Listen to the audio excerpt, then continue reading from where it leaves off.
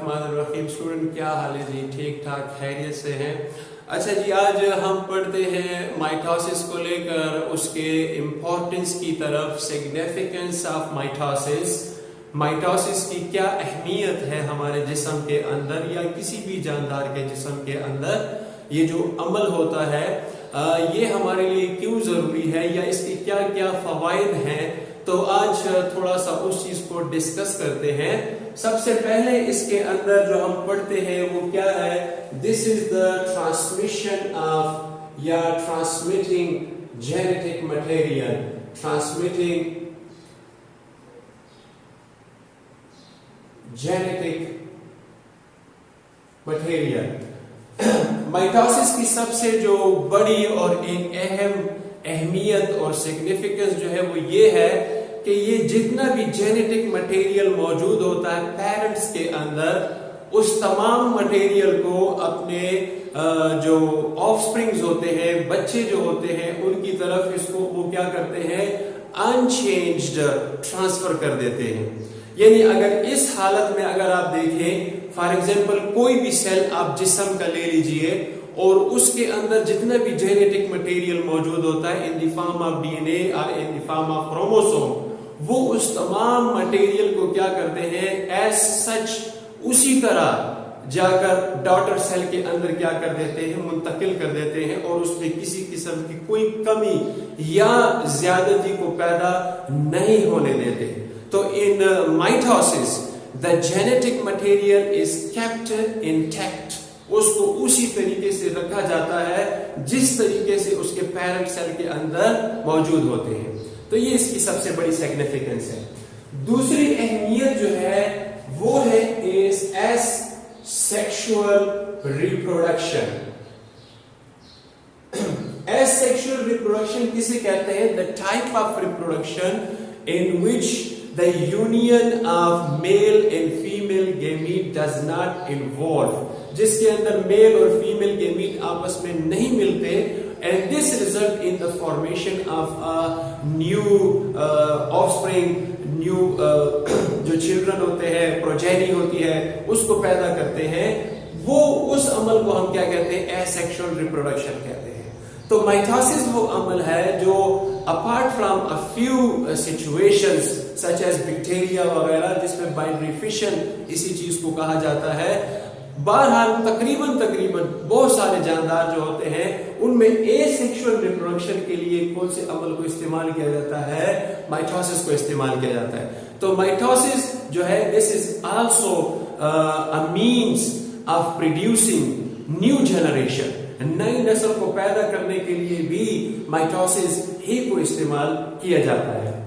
इसी तरीके से जो तीसरी अहमियत है, this is in vegetative propagation. Vegetative propagation किसे कहते हैं?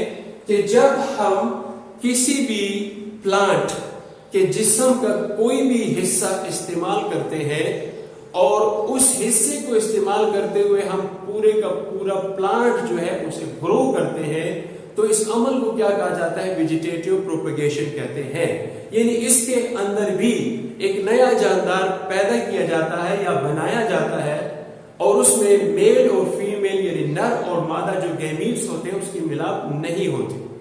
फॉर एग्जाम्पल, आपने मिसाल के तौर पर गुलाब या जो रोज प्लांट होता है उसके आप ब्रांचेस लेते हैं, शाख लेते हैं, तो रोज प्लांट किसी जगह पर है और आप सिर्फ उसकी एक शाख ले लेते हैं और वो जो ब्रांच है उसे आप किसी जगह पर ग्रो करते हैं और आप कुछ वक्त के बाद देखते हैं कि वो जो एक शाख है it becomes a whole new plant, पूरे का पूरा एक पौधा ही बन जाता है। ठीक है, तो अब ये जो एक ब्रांच है ये किस तरीके से एक पूरे प्लांट के अंदर मुंतकिल हुआ है, तो इस पूरे अमल को हम कहते हैं वेजिटेटिव प्रोपगेशन। ठीक है, तो ये वेजिटेटिव प्रोपगेशन का अमल होता है और इस वेजिटेटिव प्रोपगेशन के अंदर जो डिवीजन का पूरा प्रोसेस होता है दिस इज अकर बाय या मेंटेन्ड बाय द माइटोसिस। इसे माइटोसिस जो है वो क्या करते हैं? मेंटेन रखते हैं। सिग्निफिकेंस है वो है द डिवीजन ऑफ जाइगोट या the conversion of zygote into embryo and further its development. ٹھیک ہے. فار ایگزامپل جب کیا ہوتا ہے کوئی بھی میل گیمیٹ اور فیمیل گیمیٹ یعنی کہ ایگ اور سپرم آپس میں کیا کرتے ہیں فرٹیلائزیشن کرتے ہیں تو اس فرٹیلائزیشن کے بعد جو سب سے پہلا سیل کریٹ ہوتا ہے بنتا ہے اس پہلے سیل کو کیا کہا جاتا ہے زائگوٹ کہتے ہیں. اب یہ جو زائگوٹ ہے اس نے فردر ڈیولپمنٹ کرنا ہوتا ہے اس نے مزید سیلز بنانا ہوتا ہے لیکن ہونا یہ چاہیے کہ تمام کے تمام جو سیلز ہیں وہ بالکل ہو بہو اسی زائگوٹ کی طرح ہو. تو اس تمام چیز کو مینٹین رکھنے کے لیے زائگوٹ جو ہے اٹ انڈرگوز مائٹوٹک ڈیویژن. زائگوٹ کے اندر کون سی ڈیویژن شروع ہوتی ہے مائٹوسس شروع ہو جاتی ہے جس میں سے ایک سیل سے جو پہلا سیل ہوتا ہے اس میں سے 2 بنتے ہیں پھر ہر سیل سے 4 پھر 8 پھر 16 اور یہ جو نمبر ہے یہ ڈپلیکیٹ ہوتی رہتی ہے یہاں تک کہ ایک پورے کا پورا جاندار بن جاتا ہے اور اس کے اندر کروڑوں اربوں سیلز موجود ہوتے ہیں لیکن تمام سیل جو ہوتے ہیں وہ جینیٹکلی آپس میں ایک ہی جیسے ہوتے ہیں. تو ان کی تمام جینیٹک میک اپ کو مینٹین رکھنے کے لیے جو عمل چلتا ہے زائگوٹ سے لے کر ایک جاندار کے بننے تک اس پورے کا پورا جو پروسیس ہوتا ہے اس کے اندر کیا شامل ہے اس کو مینٹین رکھا جاتا ہے کس چیز کے ذریعے مائٹوسس کے ذریعے مینٹین رکھا جاتا ہے. تو یہ اس کی ایک اور بڑی امپورٹنس ہوگی. اسی طریقے سے 5 نمبر پہ وہ کیا چیز ہے healing of wounds. Healing of wounds for example ایک جاندار جو ہے یا کوئی پلانٹ ہے کوئی بھی پلانٹ یا کوئی بھی اینیمل اور اس کے اندر کوئی زخم پیدا ہو جاتا ہے تو جو جس حصے میں وہ زخم بن جاتا ہے ہم چند دنوں کے بعد یا مہینے کے بعد چیک کرتے ہیں کہ وہ جگہ جو ہے وہ زخم جو ہے وہ ٹھیک ہو چکا ہوتا ہے اور وہ جو جگہ ہوتی ہے وہ ہو بہو اسی طریقے سے بن چکی ہوتی ہے جیسے کہ وہ پہلے تھی. تو اس کا مطلب کیا ہوا کہ اس زخم کے ارد گرد جتنے بھی سیلز موجود ہیں وہ تمام کے تمام سیلز کس عمل سے گزرتے ہیں مائٹوسس کی عمل سے گزرتے ہیں اور وہ اسی طرح کے سیلز بناتے ہیں جس طرح کے سیلز وہاں پر ان کو ریکوائرڈ ہوتے ہیں اور at the end of the process ہمارے پاس وہی جگہ بنتی ہے جو جگہ خراب ہو چکی ہوتی ہے. تو زخموں کو بھرنے کے لیے بھی مائٹوسس کا جو عمل ہے وہ استعمال ہوتا ہے. تو یہ اس کی ایک اور کیا چیز ہے سگنیفیکنس ہے امپورٹنس ہے. اسی طریقے سے فار ایگزامپل ہمارے پاس ایک اور پروسیس ہے جسے ہم کہتے ہیں گروتھ نشو و نما بڑھوتری. جب ایک جاندار یا پودا یا کوئی بھی جانور چھوٹا ہوتا ہے تو ہم دیکھتے ہیں کہ وقت کے ساتھ ساتھ اس کے جسم کے مختلف جو حصے ہوتے ہیں وہ بڑھتے چلے جاتے ہیں اور پروپورشنلی بڑھتے چلے جاتے ہیں.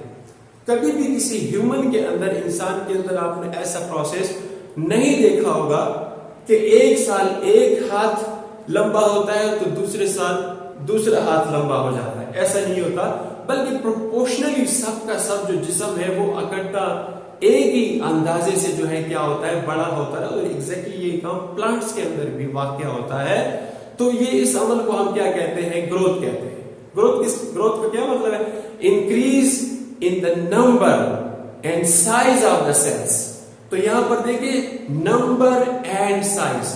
تو نمبر بڑھانے کے لیے تعداد بڑھانے کے لیے جو پروسیس استعمال ہوتا ہے اسے ہم کیا کہتے ہیں مائٹوسس کہتے ہیں.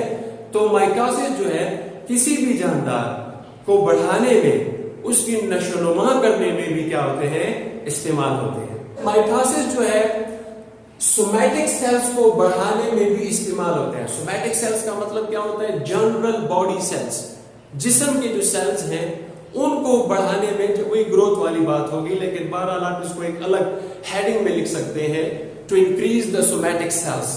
سومیٹک سیلز کو بڑھانے میں بھی مائٹوسس استعمال ہو سکتے ہیں. فار ایگزامپل انسان کے جسم کے اندر موجود ہوتے ہیں ریڈ بلڈ سیلز جن کی عمر ہوتی ہے 120 دن ایوریج لائف. ٹھیک ہے. اور ہر سیکنڈ کے اندر انسان کے جسم کے اندر لاکھوں کی تعداد میں ریڈ بلڈ سیل جو ہے وہ مرتے ہیں. لیکن اسی وقت ہر سیکنڈ کے اندر انسان کے جسم میں لاکھوں کی تعداد میں نئے ریڈ بلڈ سیلز پیدا ہوتے رہتے ہیں، جس کی وجہ سے جو بلڈ سٹریم ہوتی ہے اس کے اندر خون کی مقدار جو ہے، بلڈ کی مقدار وہ ہمیشہ کانسٹنٹ رہتی ہے. اگر کوئی بیماری وغیرہ نہ ہو تو وہ اس میں کوئی فرق نہیں پڑتا. تو یہ عمل جو جاری ہے، ایک طرف سے مرنا اور دوسری طرف سے نئے سیلز پیدا، یہ جو نئے سیلز پیدا ہونے ہیں تو یہ کس چیز کی وجہ سے ہوتے ہیں؟ مائٹوسس کی وجہ سے. اسی طریقے سے وائٹ بلڈ سیلز ہوتے ہیں. اسی طریقے سے ہمارا جو سکن ہے، جو ہر 3 دن کے بعد اس کا جو ٹاپ ہوتا ہے وہ کیا ہو جاتا ہے؟ گرتا ہے، اور اس کی جگہ ایک نیا ہلکا سا ایک نیا اس کے اوپر چمڑا نکل آتا ہے، سیلز نکل آتے ہیں. تو یہ جو گرنا اور اس کے پیچھے ایک اور سیلز کا نکلنا، ایک لیئر نکلنا، تو اس کے پیچھے کیا؟ مائٹوسس موجود ہے.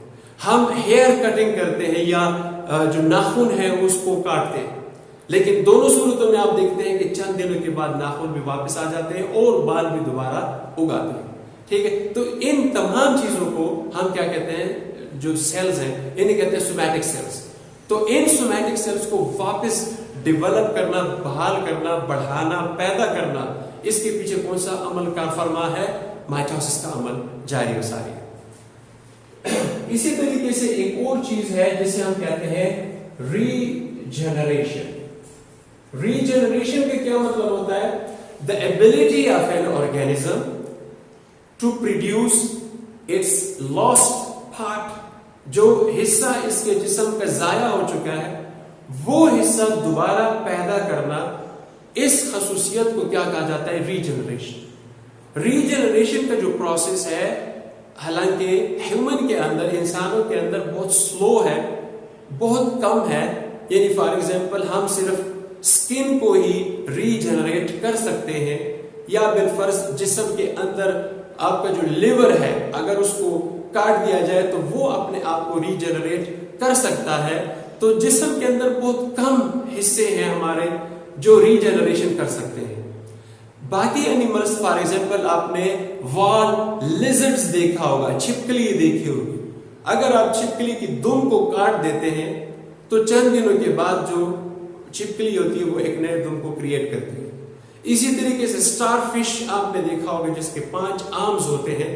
اگر آپ اس کا کوئی بھی آرم کاٹ دیں تو چند دنوں کے بعد اس کا ایک نیا آرم پیدا ہو جاتا ہے. اسی طریقے سے کچھ اور ورمز ہیں، اگر آپ اس کو کاٹ دیں تو جو انٹیریئر اینڈ ہوتا ہے وہ اس کا پوسٹیریئر بناتا ہے، اور جو پوسٹیریئر ہوتا ہے وہ اس کا انٹیریئر بناتا ہے. اب یہ جو تمام پروسیسز ہیں اسے ہم کہتے ہیں ریجنریشن. اور یہ جو ریجنریشن کا جو عمل ہے اس کے پیچھے کون سا عمل کار فرما ہے؟ مائٹوسس. یعنی مائٹوسس ہی کی وجہ سے یہ تمام جاندار اپنا وہ حصہ کریٹ کرتے ہیں جو حصہ ان سے لاس ہو چکا ہوتا ہے. اسٹوڈنٹ امید کرتے ہیں یہ سگنیفیکنس جو تھوڑے بہت میں نے آپ کو بتائے ہیں انشاءاللہ عزیز آپ کو اس میں سمجھ آ چکی ہوگی. ٹاپک کے اینڈ میں آپ کے لیے چند سوالات رکھے ہیں اور پھر کسی ویڈیو کے ساتھ انشاءاللہ پھر آپ کے سامنے حاضر ہوں گے. تب تک کے لیے اجازت.